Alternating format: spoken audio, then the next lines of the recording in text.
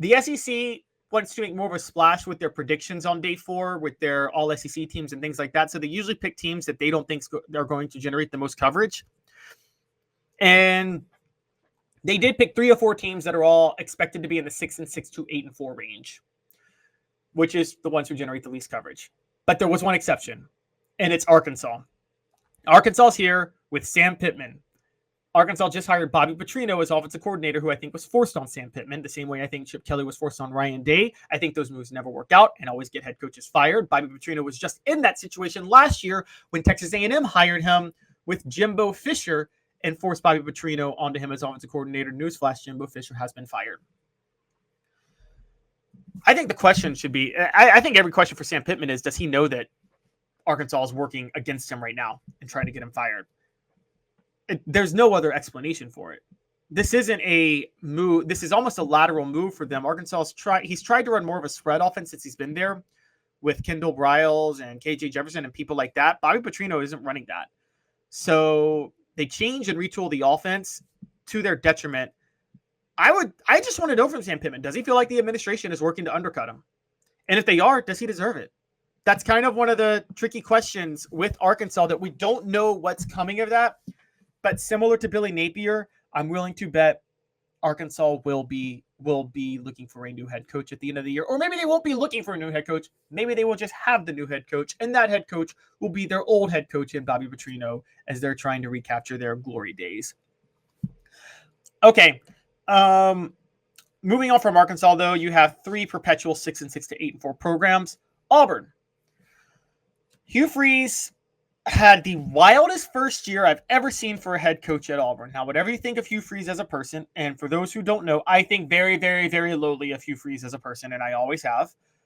They went 6-7, 3-5 in the SEC. It was a first year, so it's not much to judge too harshly on. Almost beat Alabama, but also lost at home to New Mexico State.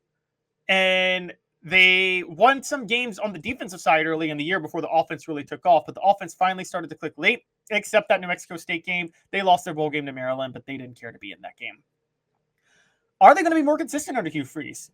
If they can just develop consistency, then you could be looking at a much better team, because a consistent team would have probably gone 8-4 last year, something like that. That New Mexico State game, I just can't figure out. They were looking ahead, but they were, again, Hugh Freeze's offense. It's not like a lot of other offenses. It's kind of like the old Dave Clawson offense, which Tennessee fans knew all too well is a problem, which is that the first year in the system, players struggle with consistency wildly. There's just a lot to figure out. Now coming back, Hugh Freeze, I think, has a decent squad at Auburn, and I think that, look, they could be good enough to where oftentimes you can judge coaches by their second year. Hugh Freeze should be judged by his second year in the sense that he should have Auburn in the conversation at certain points in the year for the college football playoff. That does not mean they'll make it. That does not mean that they won't finish with 3-4 losses. But there should be talk about them at some point, maybe in September or something like that. And so I just want to know about the consistency and what the expectations are, and if they should expect to be potentially in the college football playoff conversation, especially with the start to the season they have. They host Alabama A&M, they host Cal, they host New Mexico, they host Arkansas. That should be an easy 4-0 start. And honestly, they host Oklahoma. And I think Oklahoma is a very winnable game, should get them 5-0. They could be 5-0 headed to Athens to face Georgia. So you could really see them at least in the conversation for the college football playoff up to that point. I don't understand why that expectation shouldn't be there. They're bringing in Charles Kelly, the Colorado defensive coordinator last year. The guy is a great defensive coach. So I think they know what they're doing there. And I think that's a big question for Auburn. Maybe Hugh Freeze can pray it into existence, because he's such a genuine man of faith. Sorry. I have my views on Hugh Freeze, and I will never change. I think he's a snake and a liar and a pig. And I don't care about his reformation that he did. I don't fully believe the story that happened when he got fired from Ole Miss to begin with. I think it's actually much more nefarious, but I'm not going to get into that. And I know things about his time at Briarcrest when he was the head coach there, when he was at the small Memphis private school back in the 2000s. Okay, moving on. That's my side rant. Kentucky. Does Kentucky expect to be on the cutting edge of offense this year in a way that complements Mark Stoops' defensive coaching? Look, Stoops is a great defensive coach. He is he has built a program at Kentucky that is ground and pound and win with defense. And that's hard to do in the SEC this day and age and do it while winning 8, 9, and 10 games, especially at a place like Kentucky that can't get the talent. They know what they are. They know what they can do. And Stoops does an amazing job. Mark Stoops is the dean of SEC coaches now with Nick Saban retired. This is his 12th year on the job. With that ball control offense, he's now looking to play ball control in a way that scores because he brought Bush Hamden, the offensive coordinator from Boise State, who runs the West Coast offense, to Lexington, and went out and got Georgia Bulldogs transfer Brock Vandagriff, who only transferred because Carson Beck is a generational talent.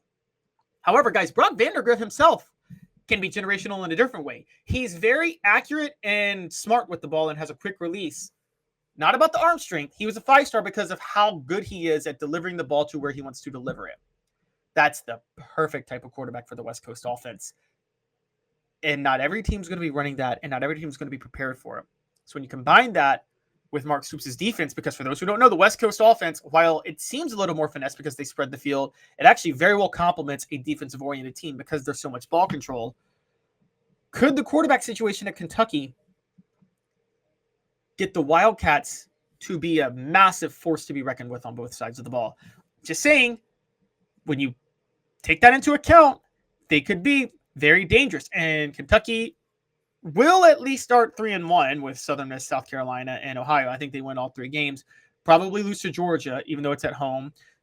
They visit Ole Miss. They probably lose that game.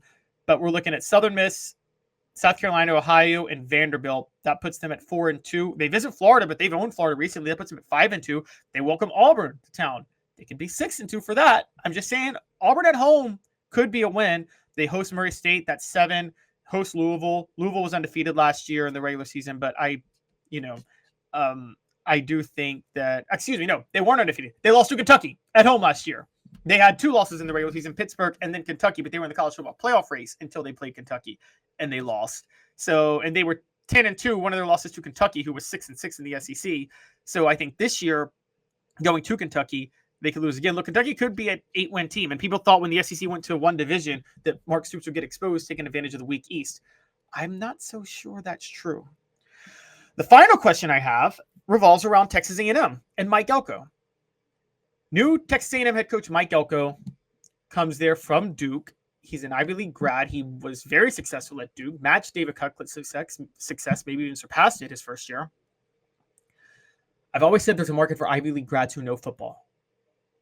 Because if they know the game, their IQ is so far ahead of your average coach that basic in-game decisions will favor them. I talked about this yesterday. Josh Pate, speaking with Dave Hooker, mentioned Mike Elko and Texas A&M as his surprise team in the SEC. My question is, why shouldn't they be? And why are they flying under the radar? Guys, they loaded up with talent under Jimbo Fisher. We all forget that. It's not like Jimbo Fisher didn't bring them talent. He did. He brought them a lot of talent, okay? And while a lot of it is transferred out, a lot of it is still there.